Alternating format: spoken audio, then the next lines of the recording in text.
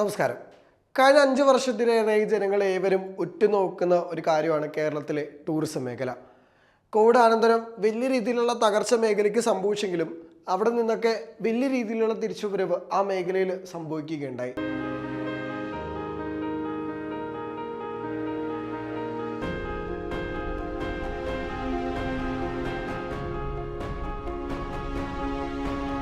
പ്രധാനമായും government guest ഹൗസുകളുടെ അല്ലെങ്കിൽ government റിസോഴ്സുകളുടെ maximum യൂട്ടിലൈസേഷനാണ് കഴിഞ്ഞ കുറച്ച് വർഷങ്ങളായി ഏറ്റവും കൂടുതൽ സംഭവിച്ചുകൊണ്ടിരിക്കുന്നതും അതിനായി സർക്കാർ സംവിധാനങ്ങളൊക്കെ ഒന്നടങ്കം പ്രയത്നിക്കുന്നതും.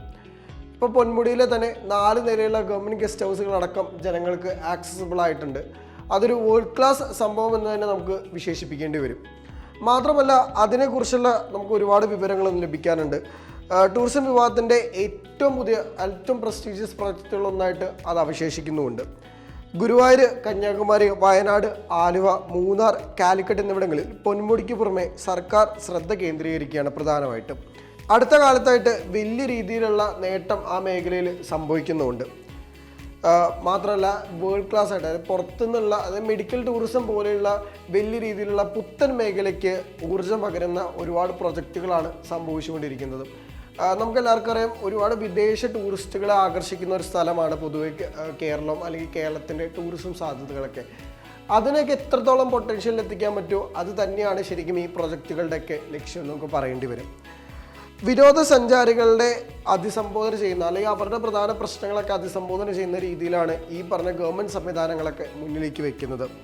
ഇപ്പോൾ ഗസ്റ്റ് ഹൗസ് പൊതുവെ കുറച്ചുകൂടെ ലേഡീസ് ഫ്രണ്ട്ലി ആവുക, അല്ലെങ്കിൽ കുറച്ചുകൂടെ ഫാമിലി ഫ്രണ്ട്ലി ആവുക എന്ന രീതിയിലുള്ള കാര്യങ്ങളൊക്കെ വലിയ രീതിയിലുള്ള മുൻഗണനകൾ സംഭവിക്കുന്നുണ്ട്. മാത്രമല്ല ഇത് കുറച്ചുകൂടെ അഫോർഡബിൾ രീതിയിലേക്ക് എത്തിക്കാൻ, കാരണം ഒരു സ്ഥലത്ത് ടൂറിസം വലിയ മേഖലയാണെങ്കിൽ തന്നെ അതിൽ വലിയ രീതിയിലുള്ള സ്കാമുകളടക്കം നടക്കുന്നുണ്ട്. കാരണം ഈ പറഞ്ഞ പോലെ സീസണലായിട്ട് വലിയ റിസോർട്ടുകളുടെയും അല്ലെങ്കിൽ വലിയ ഹോട്ടൽ ഗ്രൂപ്പുകളുടെയൊക്കെ കൊള്ള അതിനകത്ത് സംഭവിക്കുന്നു. സോ ഈ ഒരു ഓൾട്ടർനേറ്റീവ് വലിയ രീതിയിലുള്ള ഡെവലപ്മെൻറ്റ് ഈ ഒരു ഫീൽഡിലേക്ക് കൊണ്ടുവരും എന്ന കാര്യത്തിൽ നമുക്ക് യാതൊരു സംശയമില്ല. ഇപ്പോൾ പൊന്മുടിയിലെ ഗസ്റ്റ് ഹൗസിനെ കുറിച്ച് തന്നെ പറയുകയാണെങ്കിൽ 2590 ചതുരശ്ര മീറ്റർ ആണ് അതിൻ്റെ ഒരു വിസ്തൃതി എന്ന് പറയുന്നത്.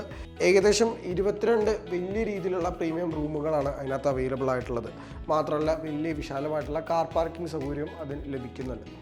അപ്പോൾ ഈ പറഞ്ഞ പോലെ വലിയ രീതിയിലുള്ള ഒരു ഡെവലപ്മെൻറ്റ് ഈ ഒരു ഫീൽഡിൽ സംഭവിക്കുന്നുണ്ട്. അത് കേരളത്തിനെ സംബന്ധിച്ചിടത്തോളം വളരെയധികം നിർണായകമാണ്.